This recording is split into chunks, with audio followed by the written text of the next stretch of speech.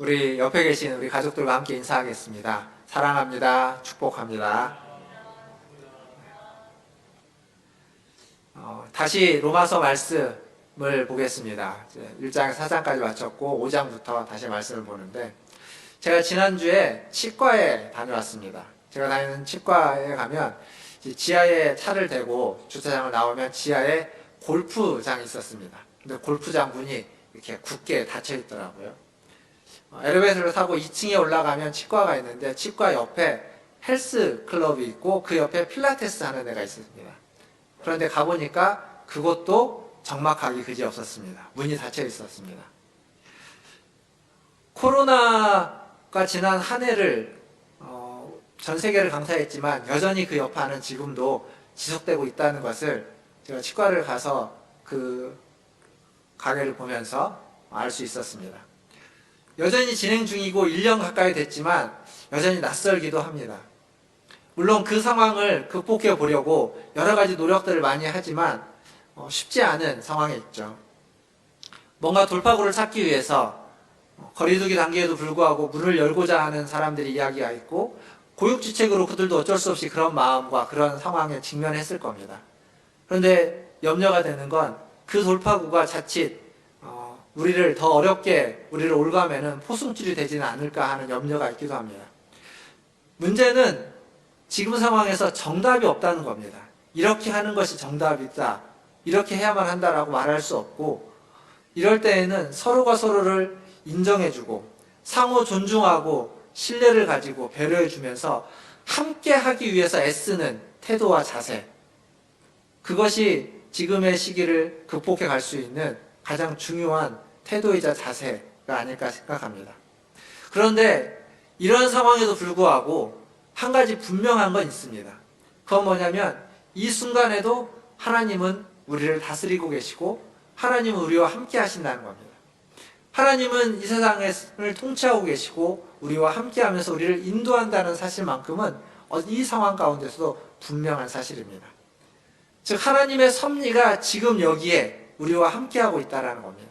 하나님이 지금 또 우리를 섭리하면서 우리와 함께 우리를 인도하고 계신다는 사실이죠.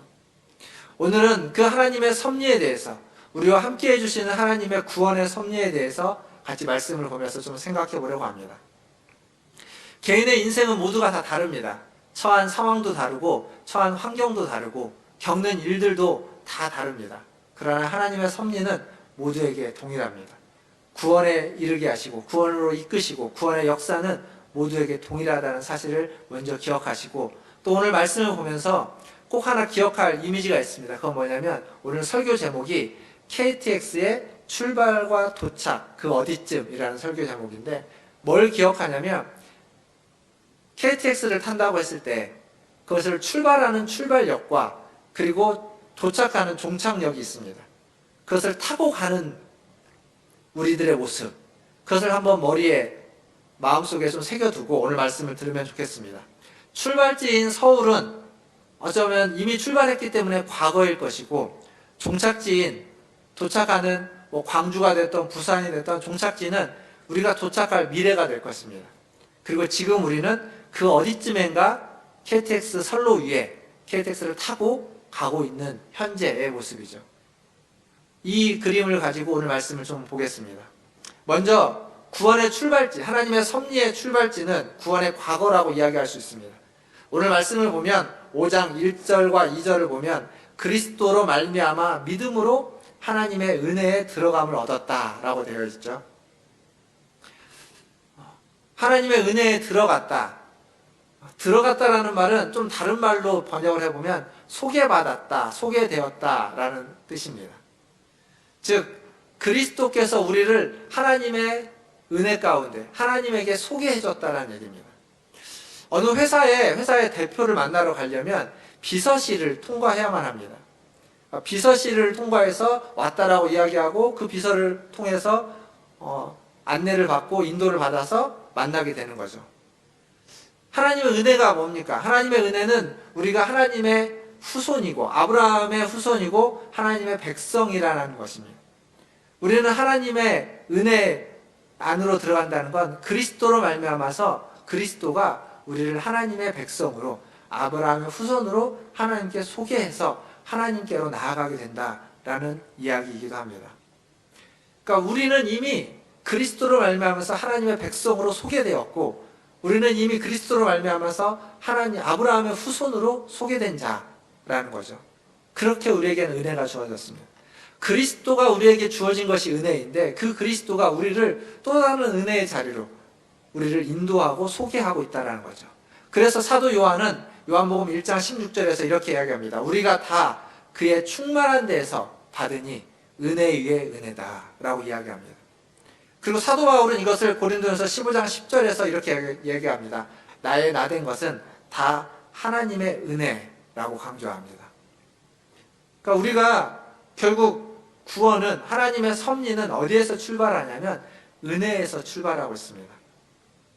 그리스도가 우리를 찾아온 은혜, 그리고 그 그리스도가 우리를 하나님의 자녀로, 아브라함의 후손으로 소개하고 인도하는 은혜, 이 은혜로 말미암아 우리의 구원의 여정은 출발했고 구원의 여정은 시작되었습니다.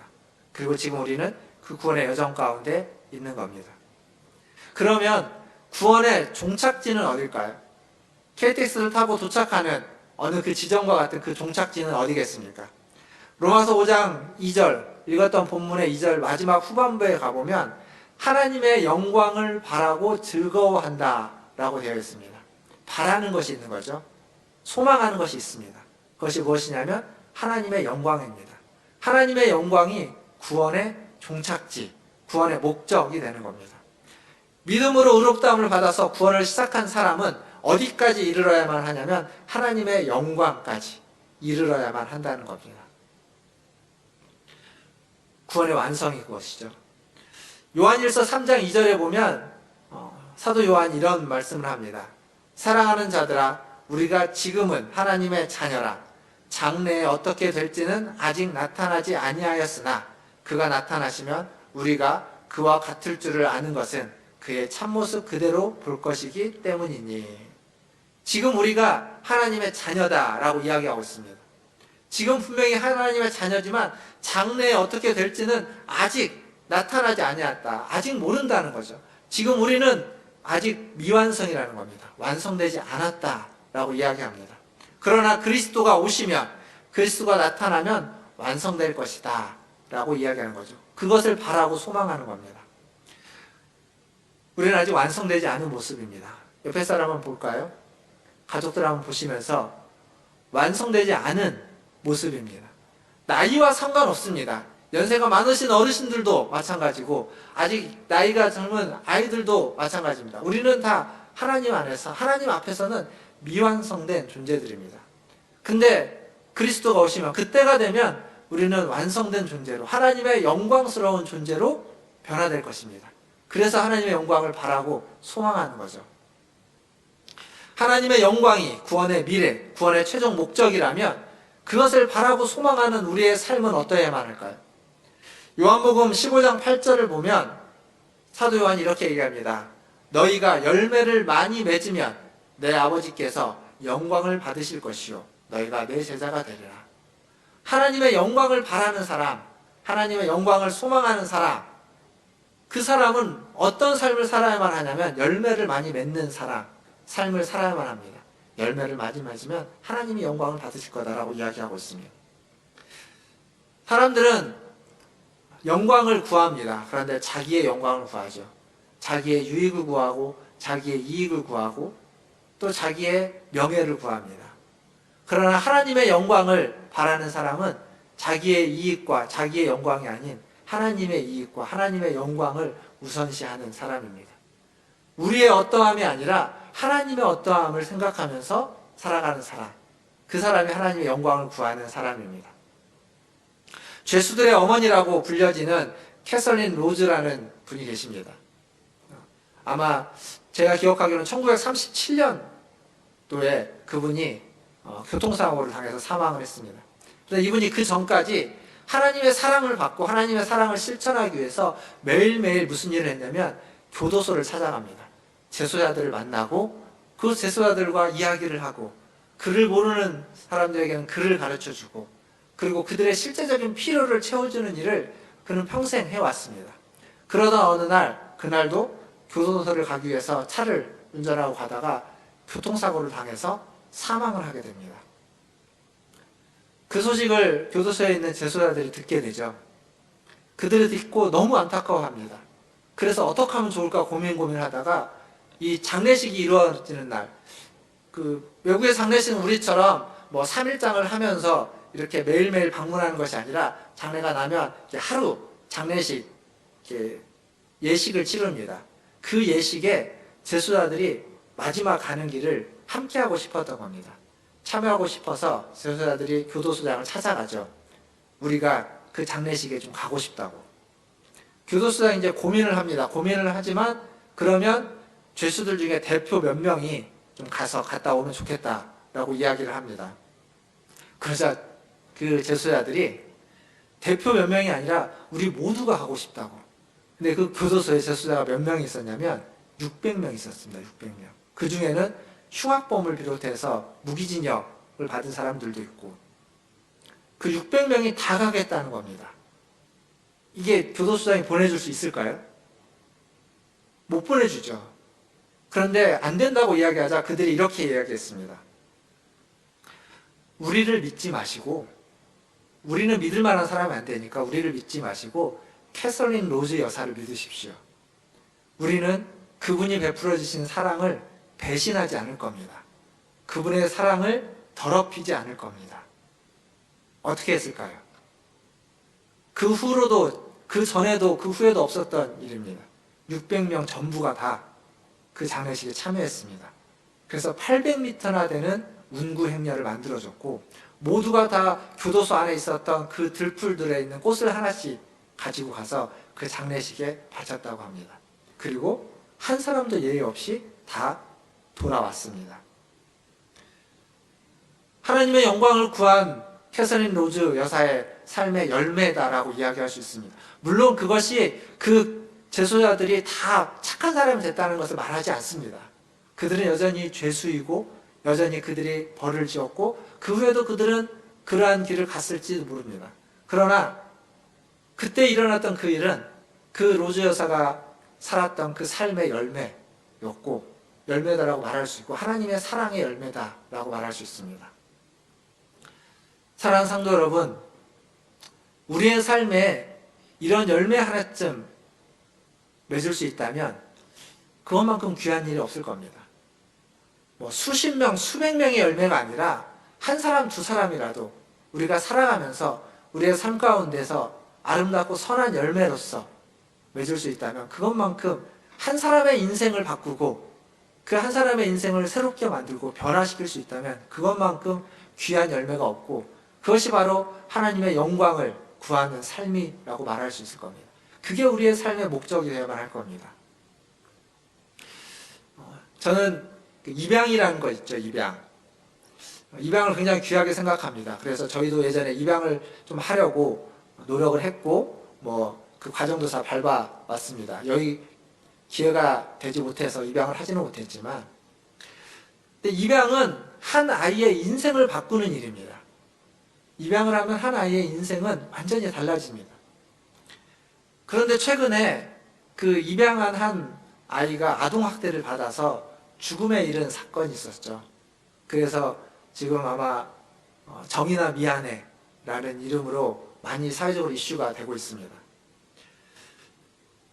그 가해자가 된 그 양부모 또 다 그리스도인이고 또 목회자의 자녀들이라고 합니다. 너무도 마음이 아프고 안타깝고 또 어떤 면에서 또 화가 나기도 하는 이야기입니다.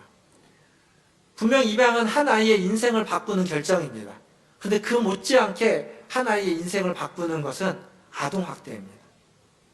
아이들을 학대하는 것, 함부로 대하는 것은 그 아이의 평생의 인생을 바꾸는 일인 겁니다. 한 번의 학대가 인생을 바꿀 수 있습니다. 10번 잘해주다가도 한 번 학대하는 것으로 말미암아서 인생이 바뀔 수도 있는 겁니다.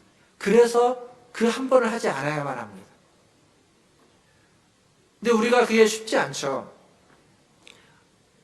인생이 바뀌는 건 선한 쪽으로, 좋은 쪽으로도 바뀌지만 나쁜 쪽으로도 바뀌는 겁니다.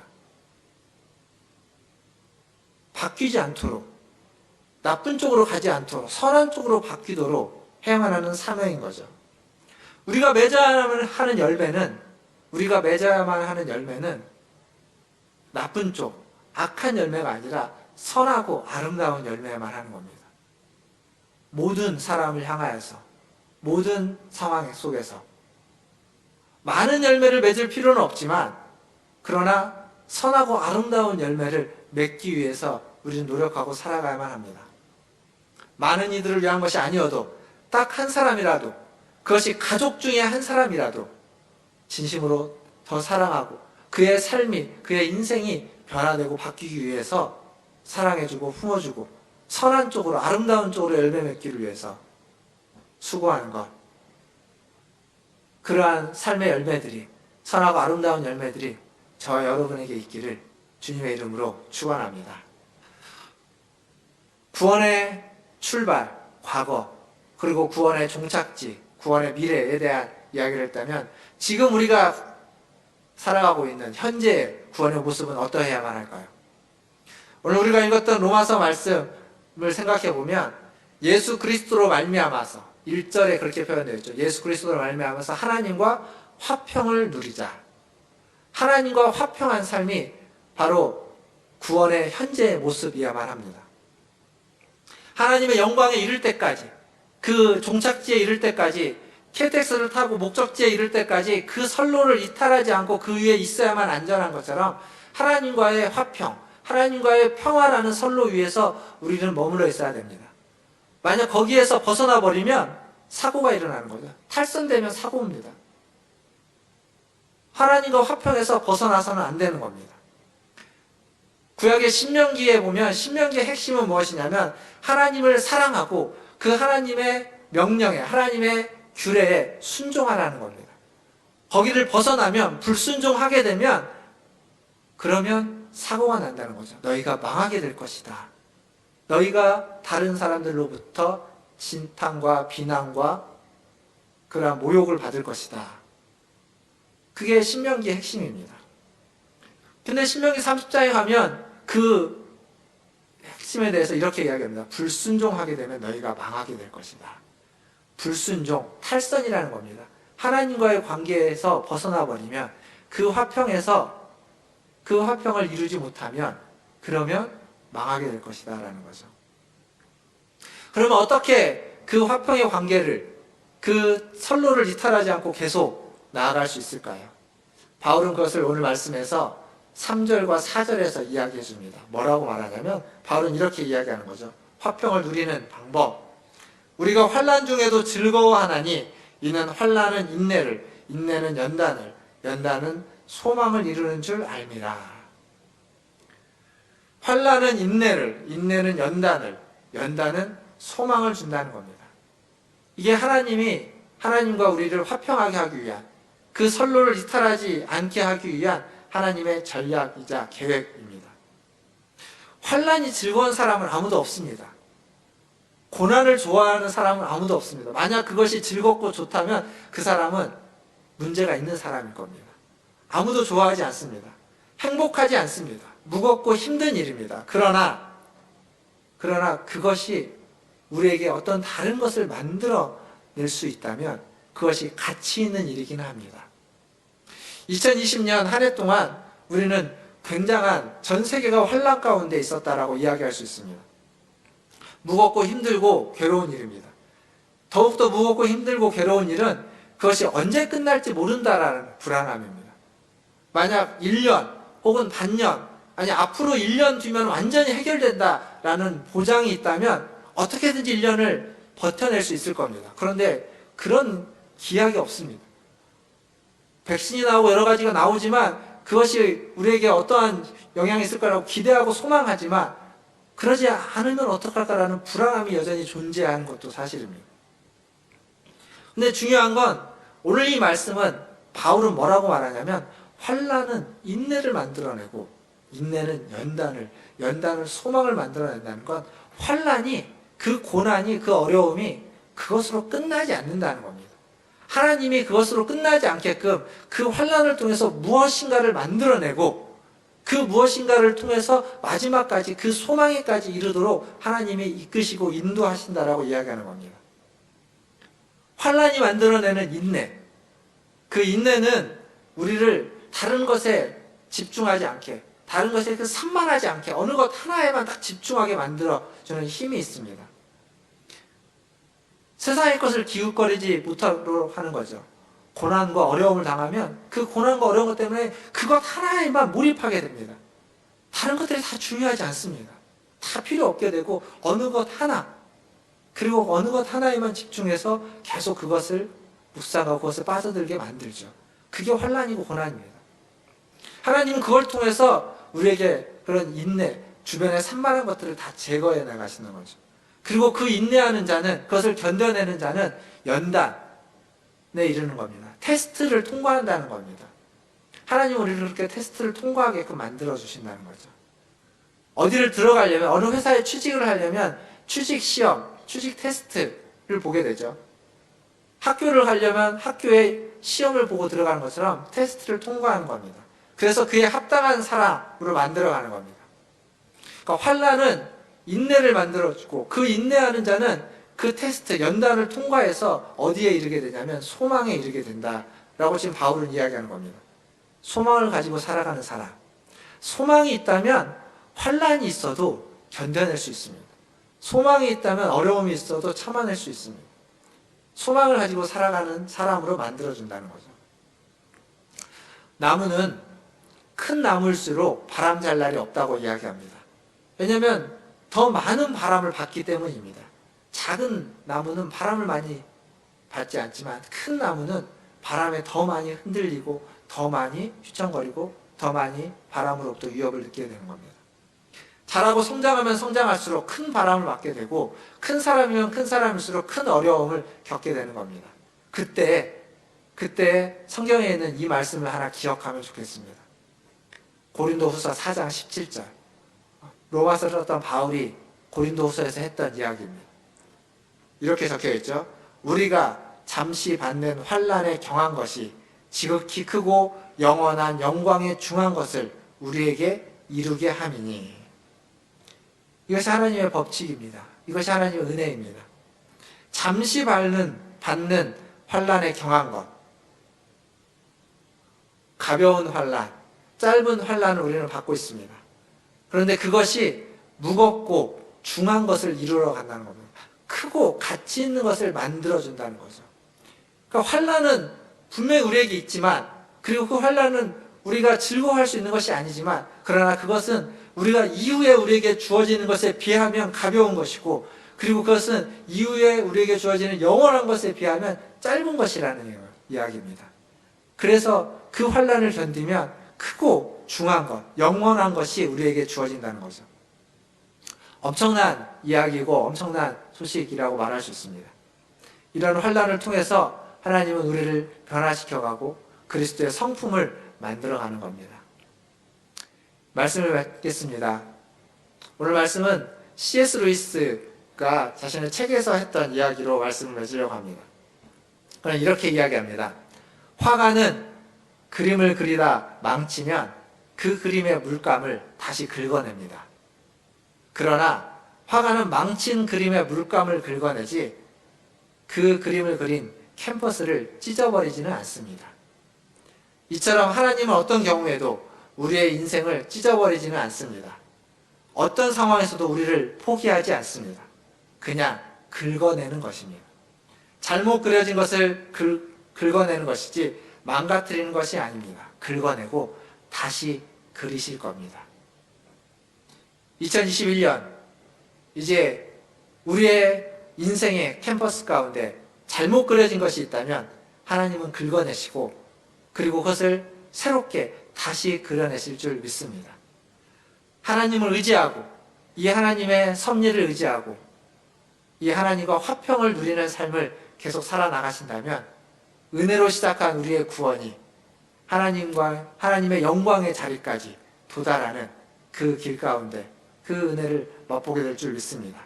이렇게 하나님의 영광을 구하시는 우리 모든 성도들 되시기를 주님의 이름으로 축원드립니다. 기도하겠습니다.